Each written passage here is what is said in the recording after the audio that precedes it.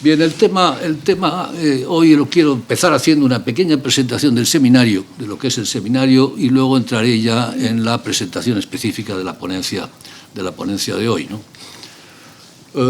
Cuando nos planteamos la coyuntura actual, todos nosotros, desde un punto de vista fenomenológico, vivencial, lo primero que sentimos es esta sensación de incertidumbre. Vivimos tiempos confusos.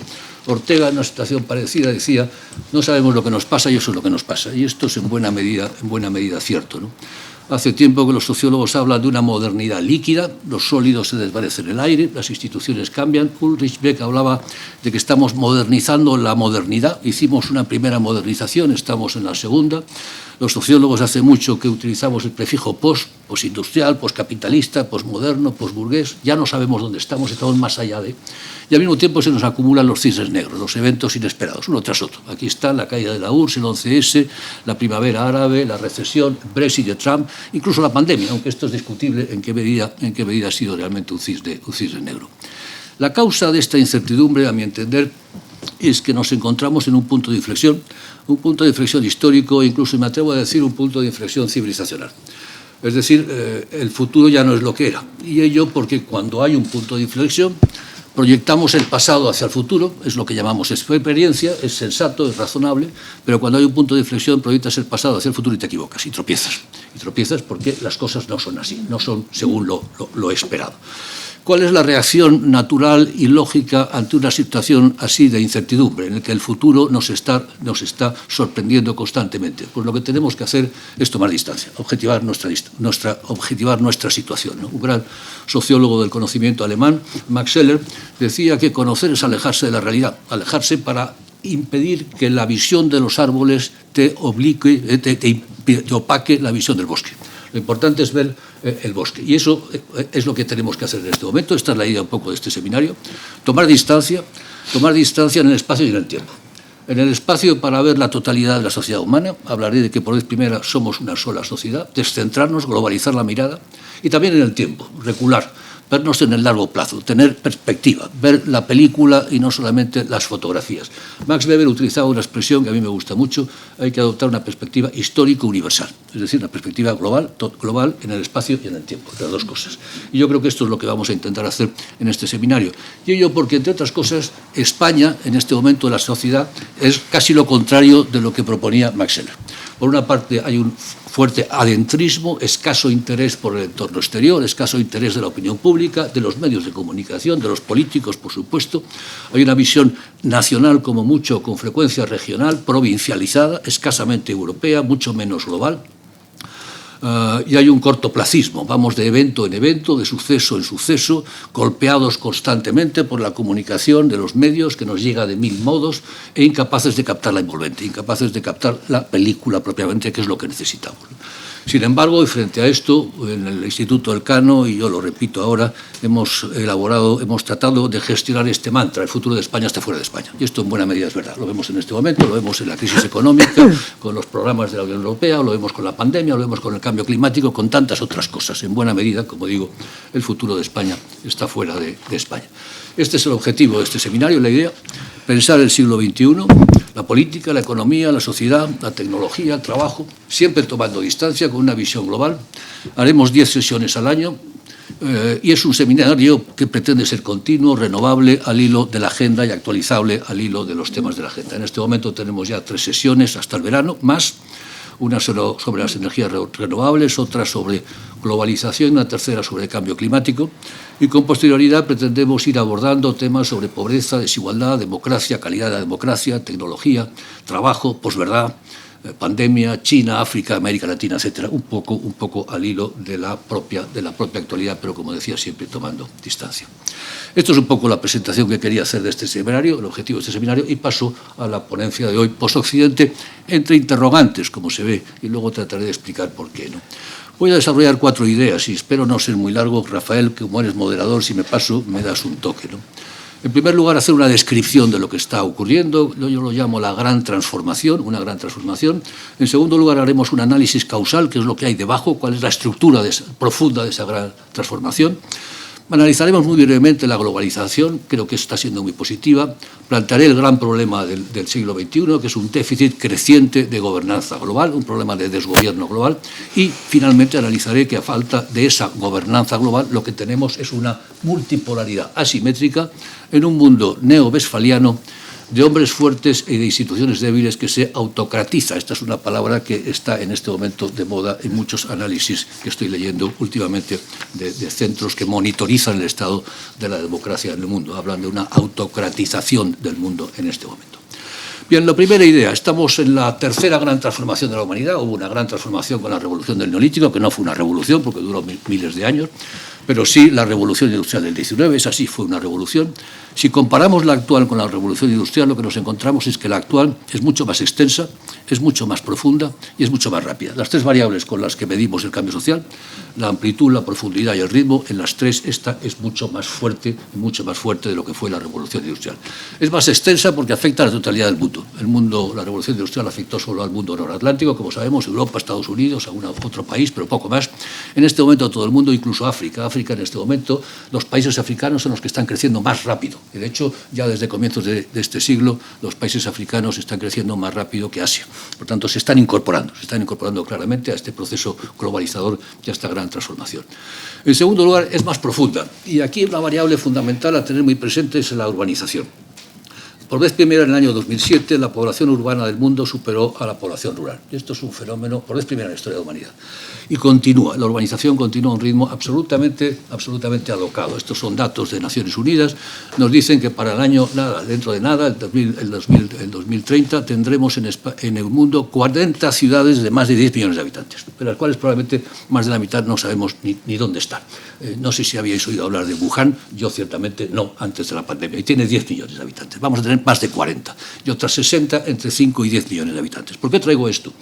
Bueno, porque nada cambia más los hábitos, las costumbres, las creencias, los modos de comportarse, que pasar de vivir una pequeña aldea de 90 a 100 habitantes, que es como ha vivido el 90 y tantos por ciento de la humanidad, el 90 y tantos por ciento de la historia, a pasar a vivir una gran urbe. Esto lo cambia por completo todo, homogeneiza estilos, prácticas, modos de vestir, interiores, domésticos, etcétera, etcétera. Hay un proceso, digamos, como se ha dicho, de coca-colización o McDonaldización del mundo, que es consecuencia de esta urbanización acelerada. Y finalmente es mucho más rápido porque los ritmos de crecimiento de los países emergentes son espectaculares. En la época clásica de la Revolución Industrial, el Reino Unido crecía por debajo del 1% anual acumulativo. Estados Unidos un poquito más, Japón en su desarrollo en la posguerra un poquito menos que Estados Unidos, más que el Reino Unido. Pero China y la India han estado creciendo al 6, al 7, al 8, China al 10% durante muchos años. Luego veremos por qué. Luego veremos cuál es la causa de esta enorme rapidez en los ritmos de crecimiento. Pero el hecho es esa rapidez, ¿no? Pero ha sido un crecimiento claramente asimétrico en el mundo. Aquí tenemos los datos del crecimiento en las últimas décadas del siglo pasado y las primeras de este. El área euro creció al 2,4, 2,3, 1,2, pero fijémonos China, 9,3, 10,5, 10,5. Espectacular. Incluso la India, 5,6, saltó al 7,5. Ritmos, como vemos, un crecimiento asimétrico. Por supuesto, la gran recesión y la actual pandemia con su crisis económica refuerzan esa asimetría en los ritmos de crecimiento. Europa va a crecer al 1,2, 1,3, Asia, por ejemplo, al 5 o al 6, incluso África al 3, 3,5, por lo tanto, muy por encima de lo que está creciendo y va a crecer el mundo desarrollado. Hay una gran convergencia global, ¿no? ¿Cuál es el resultado? Bueno, en el manifiesto del Partido Comunista, y vale la pena releerlo porque tiene un análisis brillantísimo de lo que es el actual proceso de globalización, escrito hace un siglo, es brillantísimo, señalaba, entre otras muchas cosas, la burguesía lleva a la civilización hasta las naciones más salvajes, somete el campo a la ciudad, somete el oriente al occidente. ¿Tenía razón? Pues sí, la tuvo, pero ya no la tiene. Tomemos distancia, como decía anteriormente. Este es un cuadro tomado de un historiador, de Angus Madison, que nos da la distribución del PIB del mundo desde el año 1000, por grandes países, desde el año 1000 hasta el 2000, hasta 1970 y 2008, que es una estimación. Como vemos, en el año 1000, la parte marrón oscura, que es China, y la parte marroncita clara, medio rosa, que es la India, eran conjuntamente el 50% del PIB del mundo. Y eso que ocurría en el año 1000 continuaba ocurriendo en el 1500, en el 1600, en el 1700. Incluso en 1820, cuando se toma como fecha de comienzo de la Revolución Industrial, China y la India eran el 50% del PIB mundial. China era varias veces el Imperio Británico. varias veces el Imperio Británico. A partir de ese momento Europa despega con la Revolución Industrial, y China y la India a su vez se retroceden. Y el resultado de eso es que si en 1820 eran el 50%, para 1970 eran el 5%. Es decir, habían reducido del 50 al 5%, una caída drástica y brutal, ¿no? Y a partir del 70 comienzan a mejorar, y esta es la situación en la que nos encontramos, en lo que yo llamaba antes la gran convergencia después de la gran divergencia que vemos aquí. El paréntesis chino ha sido elemento clave, el siglo de la humillación que llaman los chinos, 1850-1950, las guerras de opio con el Reino Unido del 19, las guerras civiles chinas de la primera mitad del 20, la larga dictadura totalitaria de Mao, hasta las reformas de Deng Xiaoping del 1978. Y a partir de ese momento China crece, como vemos, de un modo espectacular. Es casi como un cohete, no ya un avión que despega, sino un cohete lanzado. Y continúa creciendo a ritmos extraordinariamente acelerados. ¿El resultado cuál es? Me gusta siempre traer esta portada del Financial Times. Es una portada singular. Los periódicos no dan este tipo de noticias porque no daba la noticia ni del día, ni de la semana, ni del mes, sino del siglo. Y lo que nos decía 5 columnas es que ese mismo año, 2014, la economía china, medida en paridad de poder adquisitivo, iba a superar a lo de los Estados Unidos, cosa que efectivamente ocurrió. Y comentaba efectivamente cómo en 1872 la economía americana superó a la del Reino Unido. Todavía tardó unas cuantas décadas en transformar esa superioridad económica en hegemonía política y militar, pero lo consiguió. Y nos estaba anunciando que en China en el 2014 está superando en paridad de poder adquisitivo a Estados Unidos, y nos anunciaba esa posible hegemonía china, ya no económica, sino política y militar en el futuro.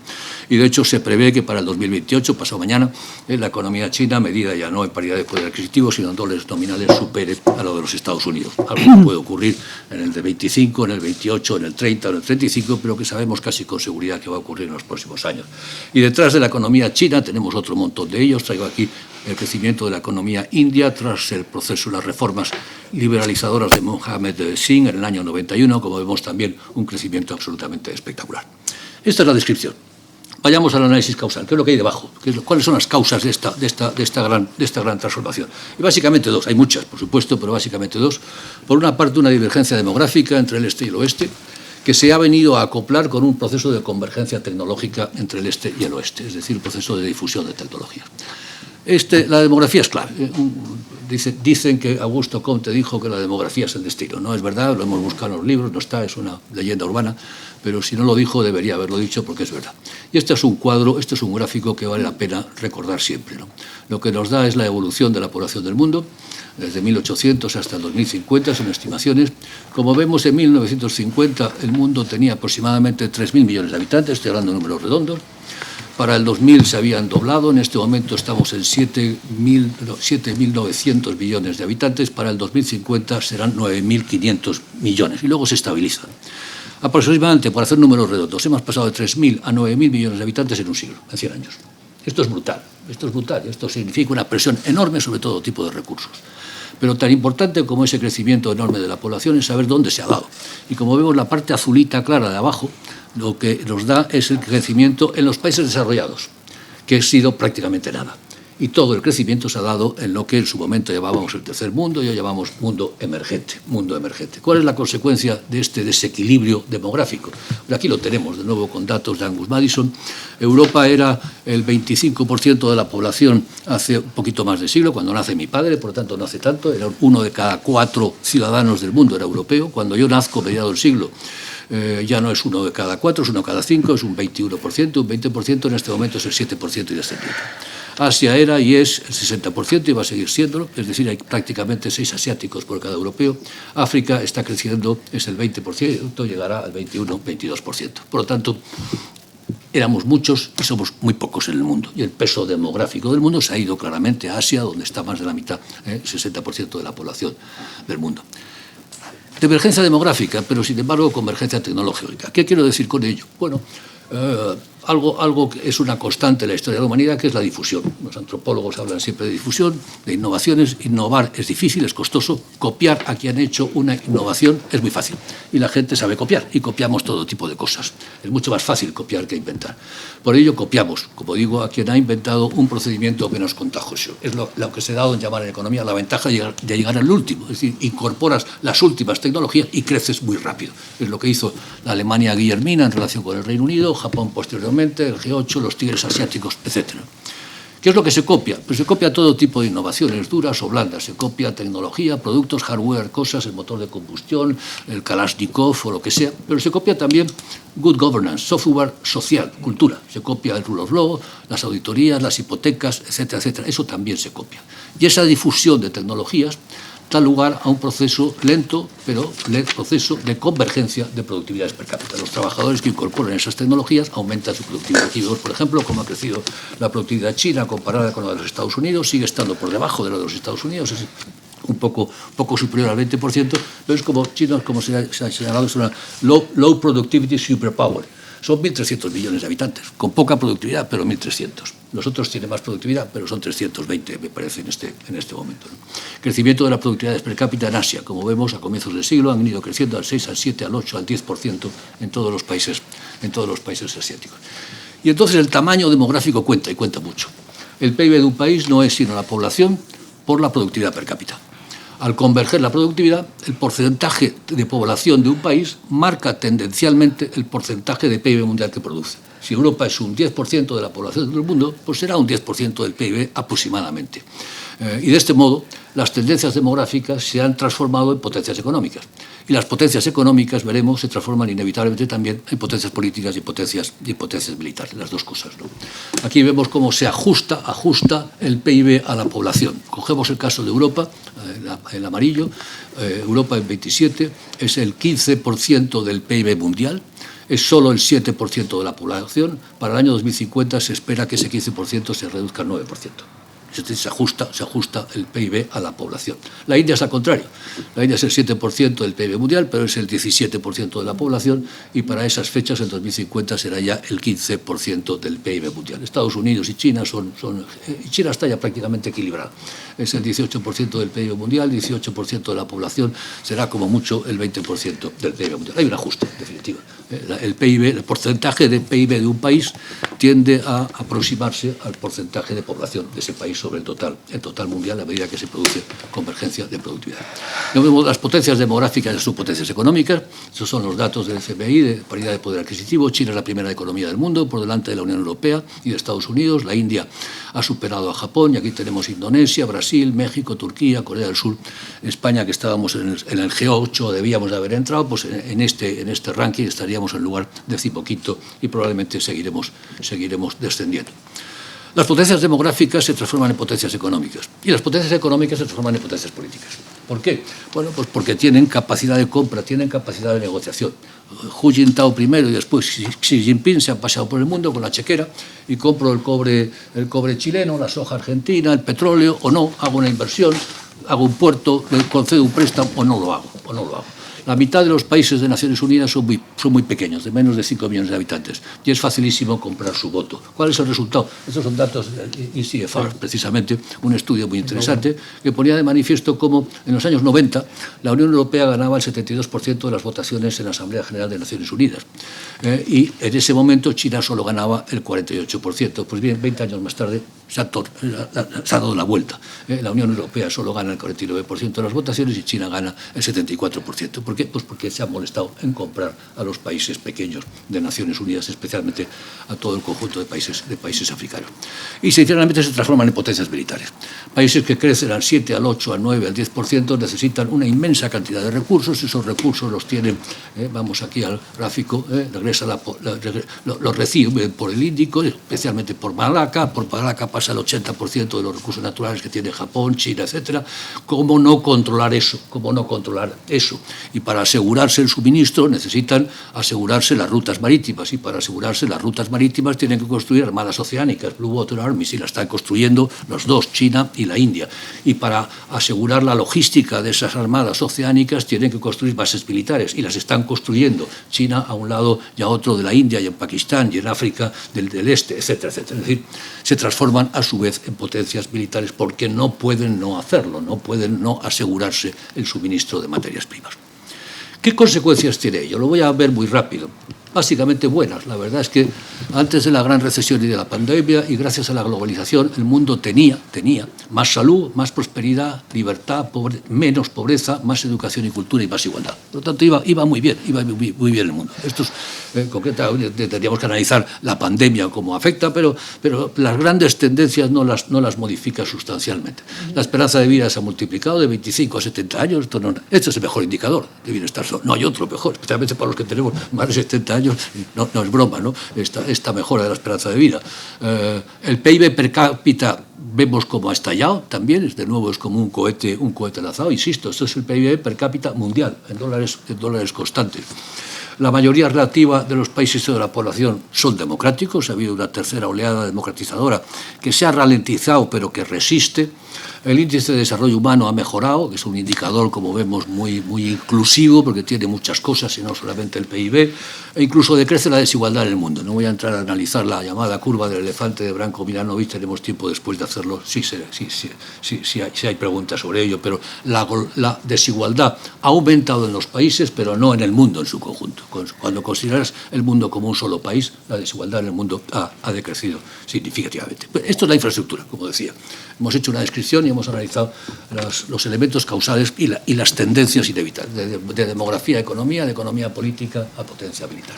¿Cómo se gestiona? Aunque la palabra gestionar es demasiado ambiciosa, más bien cómo funciona el mundo. Y lo primero es resaltar, como decía anteriormente, el déficit de gobernabilidad global, emergente y creciente, que es el gran problema. A consecuencia de la globalización, el mundo funciona tendencialmente como una sola sociedad, y no como un puzzle de estados, que como está articulado. La economía es global, la política, la seguridad, el terrorismo, las enfermedades, el clima, todo eso son globales, se han desterritorializado. Pero las gobernanzas y los estados, democráticos o no, están territorializados, controlan su población y su territorio. De modo que los problemas son globales, no tienen fronteras, pero los instrumentos para solucionar esos problemas son locales y con fronteras. Y como ha dicho Gutiérrez, tenemos un superávit de problemas multilaterales, pero un gran déficit de soluciones multilaterales. Hay un desajuste creciente entre la arquitectura de la política, que sigue parcelada en estados soberanos, y la arquitectura de la sociedad, que por debajo salta por encima de esas soberanías y de esas fronteras entre los estados. Y este es el problema central. Lo vemos en el cambio climático, lo vemos en la pandemia, lo vemos en tantas otras cosas. ¿Quién cuenta en este desgobierno global? Al final, lo que cuentan son, como siempre, los grandes estados. Se dice que cuentan las ONGs, bien poco, lo vemos constantemente, las multinacionales algo, pero tampoco mucho, la opinión pública se manipula. Las organizaciones multilaterales sí cuentan, pero la mayoría son organizaciones interestatales, y nos olvidamos de eso, las gestionan los estados. Incluso la propia Unión Europea, no sé si luego van a estar de acuerdo conmigo, es cada vez más interestatal y menos supraestatal. Es decir, hay una tendencia también a eso, ¿no? De modo que cuentan, como siempre, los grandes estados, los grandes países. Y el resultado es esta multipolaridad asimétrica a la que aludía anteriormente. Tenemos una superpotencia histórica, pero declinante, que lo sabe, Estados Unidos, que seguirá siendo superpotencia bastantes décadas, tiene un poder duro imbatible y enormes recursos, por lo tanto no adelantemos la decadencia de Estados Unidos, pero claramente es declinante porque el poder es relativo, y es declinante porque hay una potencia ascendente alternativa, que es China, que va a sobrepasar económicamente a Estados Unidos pronto, pero que tardará décadas todavía en hacerlo en términos de poder. Basta comparar los ejércitos respectivos, pues 10 superportaaviones de 90.000 toneladas nucleares frente a 2 más 1 en construcción, es decir, imposible. China no puede proyectar fuerza, Estados Unidos sí lo hace. La suma de 1 más 2 de una potencia declinante y una potencia emergente está dando lugar a una rivalidad estratégica, lo que se llama la trampa de Tucídides, por recordar el conflicto entre Atenas y Esparta. Cuando una potencia declinante ve que hay otra que está emergente, que le puede sobrepasar, la tentación de hacerle la guerra para liquidarla antes de que la sobrepase es muy potente, es lo que se llama la trampa de Tucídides. En todo caso, esa rivalidad geoestratégica es el vector geopolítico que articula el mundo global. La tensión entre China y Estados Unidos, una potencia declinante y una potencia emergente. El resultado de esto también es que el mundo no es ni un G20, ni un G8, ni un G2, es un G0. Y es un G0 porque Estados Unidos crecientemente abandona responsabilidades globales. Trump es el claro ejemplo de ello. Las abandona, no quiere asumirlas, le cuesta. El taxpayer americano está cansado de hacer de policía del mundo, y China todavía no quiere asumir responsabilidades globales. De modo que cuando acudes al centro de mando, al puente de mando de la humanidad, está vacío. Está vacío porque Estados Unidos se está yendo y China no acaba de entrar. Y ahí no hay nadie. Y en esa situación de impasse, si se quiere, de tensión, hay una potencia sobrevalorada, que es Rusia, que aprovecha los huecos que está dejando el G0. ¿Por qué digo que es una potencia sobrevalorada? Pues podría dar muchos datos. Básicamente, pensemos que Rusia tiene un PIB un poquito superior al de Italia. Nadie pensaría que Italia es una superpotencia, pero esta es la realidad. Lo que soporta esta osadía de Putin es algo muy débil. No tiene soporte. Demográficamente es un desastre, es un petroestado, depende del precio del petróleo, etcétera, etcétera. Es una potencia sobrevalorada. Una potencia infravalorada, sin embargo, es la India, que es ascendente, cada vez más asertiva, rodeadas estas dos grandes potencias por una serie de potencias regionales, Turquía, Irán, Arabia Saudita, Japón, etc. Y la Unión Europea, en este juego de poder global, no está. Esta es la realidad, no está. Es una potencia herbívora, es muy importante, pero no es carnívora, no tiene músculo. Tiene poder económico, tiene poder regulador, pero no tiene poder político y menos aún tiene poder militar. Bueno, no voy a insistir en la hegemonía americana, el enorme diferencial de poder que existe a favor de los Estados Unidos, territorio, población, soft power, hard power, etc. No voy a insistir en ello, lo podemos ver después. O tampoco en China, aunque solo quiero hacer una mención sobre China relevante, y es que pensamos China como si fuera otro estado más. Pero un país normal tiene 40, 60, 80 millones de habitantes. Cuando llegas a 300 como Estados Unidos, cambias de escala, te envuelve, los que hemos vivido ahí sabemos que te envuelve como una burbuja y vives dentro. Pero si de 300 pasas a 1.300 millones, 3.000 años de historia y otra cultura, eso es otra cosa. Eso es un objeto político no identificado. Y los analistas chinos hoy lo que nos dicen es que es una civilización disfrazada de Estado. Es otra cosa, es otra cosa. Lo pensamos como un país más, pero es otra cosa distinta. En todo caso, es una de las grandes civilizaciones de la humanidad. Las dos grandes civilizaciones de la humanidad han sido la oriental y la occidental, la greco-latina y la sínica, y China la representa magníficamente, y es un país con una gran cultura a respetar. Empiezo a concluir. Este es un poco la más importante para españoles y europeos, la gran necesidad de construir Europa, la gran urgencia de construir Europa. Esto está tomado de una conferencia de un historiador británico, Barraclough. Durante 300 años, la historia del mundo se ha escrito en Occidente. La historia de América, la historia de África, la historia de Asia se ha escrito aquí. Se ha escrito en el Escorial, en Lisboa, en Londres, París, más tarde en Washington. Eso dejó de ser así con las dos guerras mundiales que fueron, no olvidemos, guerras civiles de Occidente, guerras civiles europeas que se extendieron al mundo. Dejamos de protagonizar la historia del mundo. Y la cuestión en este momento es si en el futuro, es decir, en los próximos años, Europa será capaz de escribir su propia historia, seremos capaces los europeos de escribir nuestra propia historia, o como les ocurrieron a los demás antes, otros van a escribir nuestra propia historia. Y este es el dilema en el que estamos Europa. La unión en este sentido, esta es una frase de Pepe Borrell que le va a hacer famoso, como él mismo dice, la Unión Europea tiene que aprender a hablar el lenguaje del poder, tiene que pasar de herbívora a carnívora. Y termino ahora sí con una pequeña ironía con la que me gusta terminar estas presentaciones. En el fondo lo que estoy diciendo es que tenemos que pensar el mundo de otro modo, repensar el mundo, repensar el siglo XXI, y pensar las cosas de otro modo, frecuentemente representárselas de otro modo. Y es importante ver la representación usual. Aquí estamos celebrando los 500 años de la primera vuelta al mundo, las grandes navegaciones de altura. El resultado de las grandes navegaciones de altura es esta representación del mundo. Es una representación descaradamente eurocéntrica, lo cual es lógico porque fueron marinos portugueses, españoles y británicos quienes fueron elaborando los mapas del mundo y, lógicamente, los construyendo desde lo conocido a lo desconocido y se situaron en el centro del mapa. El meridiano de Greenwich pasa por Londres, corta la península ibérica y hemos extendido el mundo a derecha e izquierda nuestra. Hemos colocado, sin darnos cuenta, pero en este momento es así, al 7% de la población del mundo en el centro del mundo. Y no solo eso, nos permitimos decir que hay un Oriente Medio y un Extremo Oriente, y decimos que Japón está en Extremo Oriente, lo cual es de un etnocentrismo descarado, porque no está en ningún extremo, está en su sitio, esto es una esfera, y lo mismo pueden decir ellos de nosotros, como veremos. De modo que es una visión, como digo, descaradamente eurocéntrica. Tiene otro horror este mapa, que también es otra, y es el hecho de que nos hace pensar el mundo como una colección de estados, como una colección de sociedades autosuficientes, como piezas de un puzzle. Y como sabemos, la realidad ya no es esa. La realidad es un mundo de flujos y un mundo que salta por encima de esas fronteras. Seguimos pensando el mundo como esa colección de 193 estados con Europa en el centro. Bueno, cuando llegas a Beijing te ponen este mapa para que te vayas haciendo una idea. El 60% de la población del mundo se pone en el centro del mapa, el Pacífico aparece en el centro, lo cual parece razonable. ¿Y qué es lo que ocurre entonces? Que Europa pasa a ser el extremo occidente del mundo.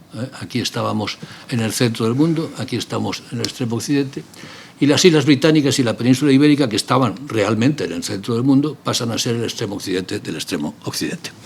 Como digo, esto no pasa de ser una ironía, pero con esto sí termino. No sabemos lo que nos pasa y eso es lo que nos pasa. Y lo que nos pasa es que hemos perdido la hegemonía de la historia. La historia se está escribiendo en otros sitios y tenemos que pensar el mundo del siglo XXI para ajustar nuestra conciencia, nuestra visión a la realidad. La realidad en la que vivimos es una sociedad global, mundial, por vez primera una civilización mundial, emergente, de lo que se está construyendo, pero seguimos pensando en términos locales y cortoplacistas y tenemos que dejar de hacerlo.